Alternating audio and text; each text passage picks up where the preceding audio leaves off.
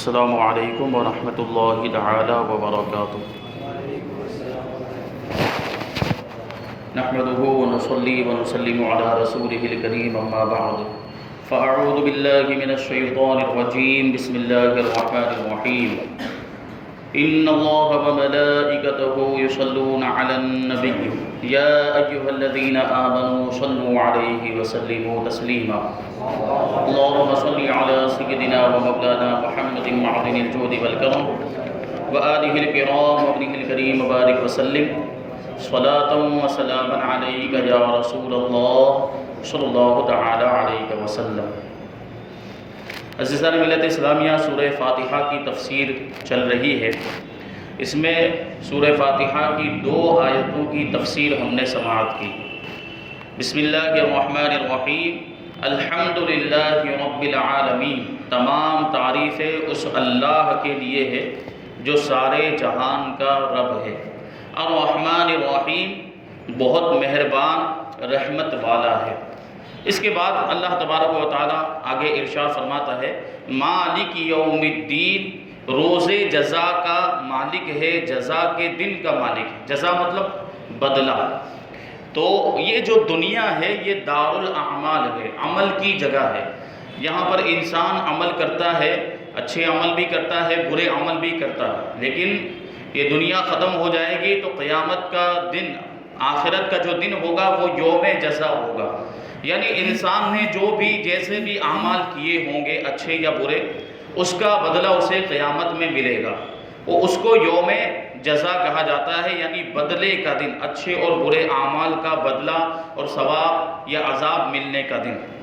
تو جزا کے دن کا مالک، جزا کے دن سے مراد قیامت کا دن ہے کہ اس دن نیک اعمال کرنے والے مسلمانوں کو ثواب ملے گا اور گنہگاروں اور کافروں کو سزا ملے گی۔ جبکہ مالک اسے کہتے ہیں جو اپنی ملکیت میں موجود چیزوں میں جیسے چاہے تصرف کرے۔ مالک تو دنیاوی اعتبار سے بھی اگر دیکھ لیں کہ ہم جس چیز کے مالک ہوتے ہیں اس چیز میں ہم جس طرح چاہے رد و بدل کر سکتے ہیں۔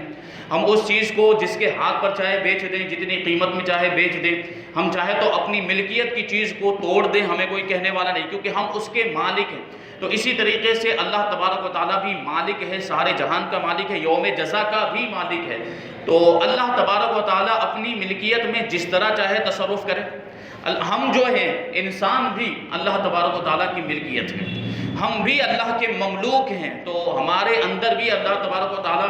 جس طرح چاہے تصرف کر سکتا ہے۔ اللہ تبارک و تعالیٰ خالق ہونے کی حیثیت سے اور مالک ہونے کی حیثیت سے اس کو یہ حق ہے کہ وہ ہمیں مصیبت میں بھی مبتلا کر دے، تو ہمیں اف نہیں کرنا چاہیے، ہمیں کچھ کہنا نہیں چاہیے، کیونکہ اللہ تبارک و تعالیٰ کی ملکیت، وہ جو چاہے کرے، چاہے تو ہمیں مصیبت میں رکھے، چاہے تو ہمیں آسانی میں رکھے، چاہے تو ہمیں نعمت میں رکھے۔ تو بس یہ ہے کہ اگر تکلیف آئے تو ہمیں صبر کرنا چاہیے، اور جب کوئی نعمت مل جائے ہمیں، دنیا کی دولت مل جائے یا کوئی آسانی مل جائے ہمیں، تو اللہ تبارک و تعالیٰ کا شکر ادا کرنا چاہیے۔ یہ اللہ تبارک و تعالیٰ کی رضا اور اس کی خوشنودی حاصل کرنے کا سب سے بڑا ذریعہ ہے کہ تکلیف پر صبر کیا جائے اور نعمت ملنے پر اللہ کا شکر ادا کیا جائے۔ ہم اللہ تبارک و تعالیٰ کی ملکیت ہیں، اور اگر اللہ تبارک و تعالیٰ ہمیں تکلیف میں بھی رکھتا ہے تو ہمیں کوئی اعتراض کا حق نہیں ہے۔ بس ہم دعا کر سکتے ہیں کہ اللہ تبارک و تعالیٰ اپنے فضل و کرم سے ہماری تکلیف کو دور فرما دے، یہ ہو سکتا ہے۔ تو روز جزا کا مالک بھی اللہ تبارک و تعالیٰ ہے۔ اللہ تعالیٰ اگرچہ دنیا اور آخرت دونوں کا مالک ہے، دنیا کا بھی مالک ہے، آخرت کا بھی مالک، لیکن یہاں پر قیامت کے دن کو بطور خاص اس لیے ذکر کیا تاکہ اس دن کی اہمیت دل میں بیٹھے۔ دنیا کا بھی مالک اللہ ہے، لیکن یہاں پر کیا فرمایا گیا؟ روز جزا کا مالک، جزا کے دن کا مالک، بدلے کے دن کا مالک۔ اس کو خاص طور پر اس لیے ذکر کیا تاکہ اس دن کی اہمیت زیادہ لوگوں کے دلوں میں بیٹھ جائے، کیونکہ دنیا کے مقابلے میں آخرت میں اللہ تبارک و تعالیٰ کے مالک ہونے کا ظہور زیادہ ہوگا، کیونکہ اس دن کسی کے پاس ظاہری سلطنت اور حکومت بھی نہ ہوگی جو اللہ تعالیٰ نے دنیا میں لوگوں کو عطا فرمائی تھی۔ اس لیے یہاں خاص طور پر قیامت کے دن کی ملکیت کا ذکر کیا گیا کہ دنیا میں تو جو مجازی بادشاہ بھی ہوتے ہیں دنیا کے اندر، تو اللہ تبارک و تعالیٰ نے بہت سے لوگوں کو مال و دولت بھی عطا فرمایا، بہت سی چیزوں کا مالک بھی بنا دیا ہے، اور سلطنتیں، حکومتیں بھی عطا فرمائی، لیکن قیامت قیامت کا دن ایسا ہوگا کہ جب صرف اللہ تبارک و تعالیٰ کی حکومت ہوگی، اسی کی سلطنت ہوگی، کسی اور کی سلطنت اور کسی اور کی حکومت نہیں ہوگی، اسی کا حکم چلے گا۔ تو اس وجہ سے روز جزا کی ملکیت کا خاص طور پر یہاں پر ذکر کیا گیا۔ آگے اللہ تبارک و تعالیٰ ارشاد فرماتا ہے ایاک نعبد و ایاک نستعین، ہم تجھی کو پوجیں اور تجھی سے مدد چاہیں۔ اس کا بامحاورہ ترجمہ ہے کہ ہم تیری ہی عبادت کرتے ہیں اور تجھی سے مدد چاہتے ہیں۔ حقیقت میں عبادت کے لائق صرف اللہ تبارک و تعالیٰ ہے، وہی معبود حقیقی ہے، دوسرا کوئی بھی عبادت کے لائق نہیں ہے۔ تو اس عقیدے کا اظہار ہم اس میں کرتے ہیں آیت کریمہ کے اندر کہ ہم تیری ہی عبادت کرتے ہیں، تیرے علاوہ کسی کو ہم عبادت کے لائق نہیں سمجھتے۔ اور پھر آگے ہے کہ ہم تجھی سے مدد طلب کرتے ہیں، یعنی حقیقت میں مدد کرنے والا تو ہی ہے، دوسرا کوئی اگر مدد کرتا ہے تو تیرے عطا کرنے کی وجہ سے مدد کرتا ہے، یعنی کوئی بھی مستقل طور پر مددگار نہیں ہے۔ حقیقت میں مدد کرنے والا اللہ تبارک و تعالیٰ ہے، بغیر اس کی عطا کے اپنی طرف سے کوئی مدد نہیں کر سکتا ہے۔ تو اسی کو کہتے ہیں کہ ہم تیری ہی عبادت کرتے ہیں اور تجھی سے مدد چاہتے ہیں۔ اس سے پہلی آیات میں بیان ہوا کہ ہر طرح کی حمد و ثنا، تمام تعریفیں حقیقی مستحق، ان کا مستحق اللہ تبارک و تعالیٰ ہے، تمام تعریفوں کا حقیقی مستحق اللہ تبارک و تعالیٰ ہے۔ ساری خوبیاں اور ساری صفات کمال اللہ تبارک و تعالیٰ کے اندر جمع ہو گئی، جو کہ سب جہانوں کا پالنے والا ہے۔ اللہ تبارک و تعالیٰ تمام خوبیوں اور تمام صفات کمال کا جامع ہے، اور تمام جہانوں کا پالنے والا، بہت مہربان اور رحم فرمانے والا۔ اور اس آیت سے بندوں کو سکھایا جا رہا ہے کہ اللہ تعالیٰ کی بارگاہ میں اپنی بندگی کا اظہار یوں کرو کہ اے اللہ، ہم صرف تیری ہی عبادت کرتے ہیں، کیونکہ عبادت کا مستحق صرف تو ہی ہے، اور تیرے علاوہ اور کوئی اس لائق نہیں کہ اس کی عبادت کی جا سکے، اور حقیقی مدد کرنے والا بھی تو ہی ہے۔ تیری اجازت اور مرضی کے بغیر کوئی کسی قسم کی ظاہری، باطنی، جسمانی، روحانی، چھوٹی بڑی کوئی مدد نہیں کر سکتا۔ اگر کوئی دوسرا،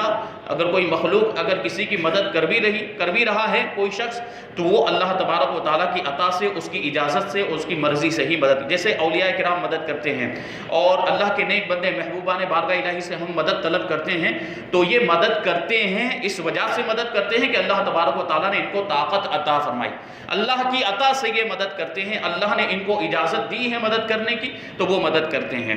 اب یہاں پر دیکھیں عبادت کا ذکر آیا ہے کہ ہم تیری ہی عبادت کرتے ہیں،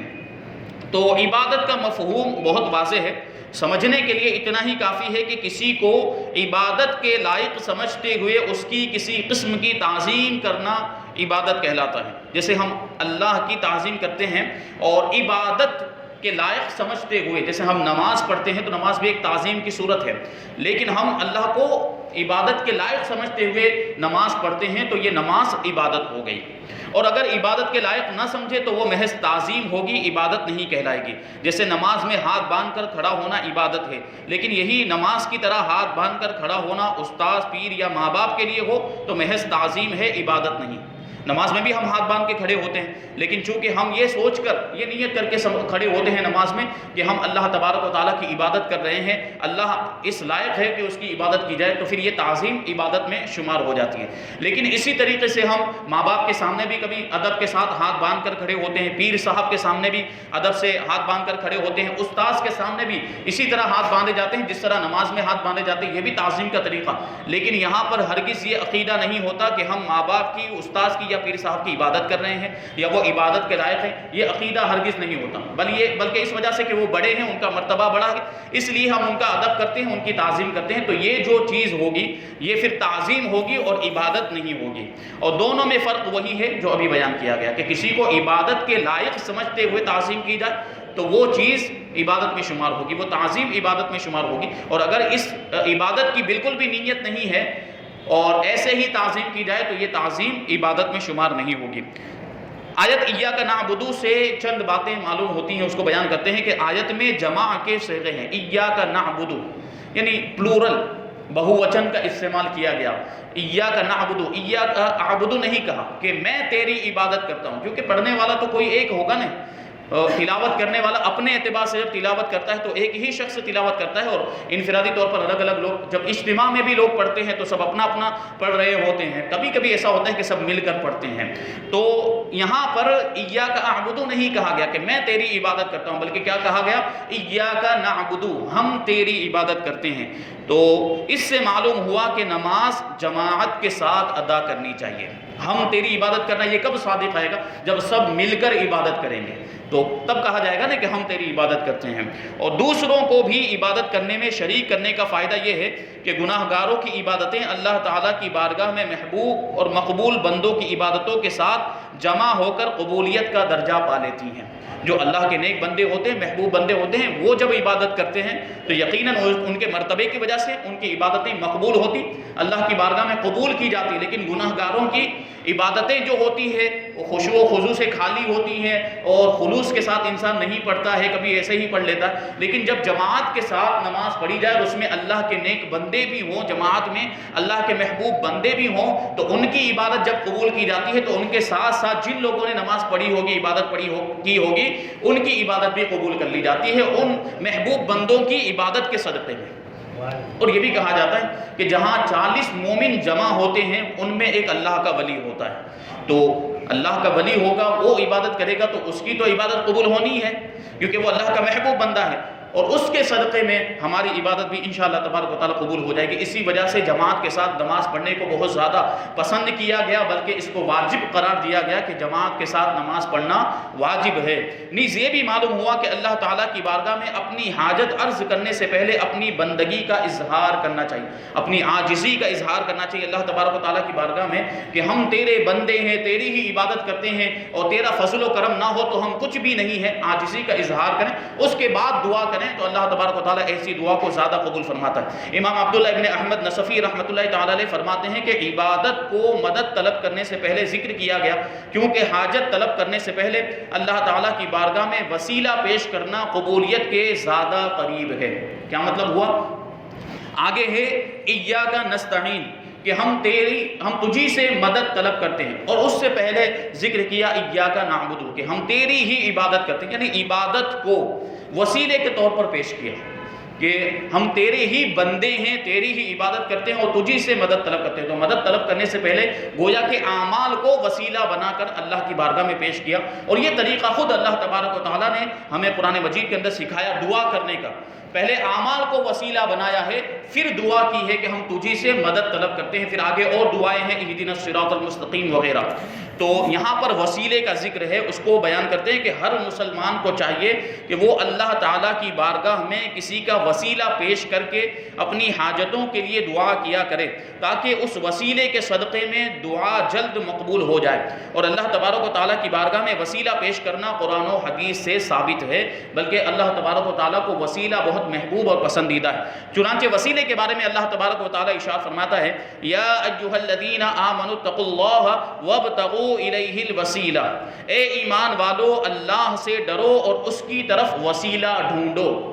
خود اللہ تبارک و تعالیٰ نے وسیلہ تلاش کرنے اور وسیلہ ڈھونڈنے کا حکم دیا ہے۔ اور یہ بات بھی آپ ذہن میں رکھیں کہ ہماری اوقات نہیں، ہماری وہ حیثیت نہیں، ہم گنہگار بندے ہیں، ہم ڈائریکٹ اللہ تبارک و تعالیٰ سے مانگے اور وہ ہمیں عطا کر دے، یہ ہماری حیثیت نہیں ہے۔ اس لیے ہم اللہ کے مقبول بندوں کا وسیلہ لیتے ہیں، ہم اللہ کے نیک بندوں کا وسیلہ لیتے ہیں، انبیاء کرام کا وسیلہ لیتے ہیں، نبی پاک صلی اللہ علیہ وسلم کا وسیلہ لیتے ہیں، کیونکہ یہ جو اللہ کے محبوب بندے ہیں ان کو اللہ کی بارگاہ میں بڑا مرتبہ، بلند مرتبہ حاصل ہے۔ ان کے وسیلے سے اللہ تبارک و تعالیٰ ان کے مرتبے کی وجہ سے ہماری دعاؤں کو قبول کر دیتا ہے اور ہمیں جو ہے کہ دنیا میں آسانیاں عطا فرما دیتا ہے۔ تو وسیلہ خود یہ دیکھیں ثابت ہے، اللہ تبارک و تعالیٰ نے قرآن مجید کے اندر بھی ارشاد فرمایا۔ اور سنن ابن ماجہ میں ہے کہ ایک نابینا صحابی بارگاہ رسالت صلی اللہ علیہ وسلم میں حاضر ہو کر دعا کے طالب ہوئے، دعا کی درخواست کی، تو آپ صلی اللہ علیہ وسلم نے انہیں اس طرح دعا مانگنے کا حکم دیا۔ دیکھیں دعا کا طریقہ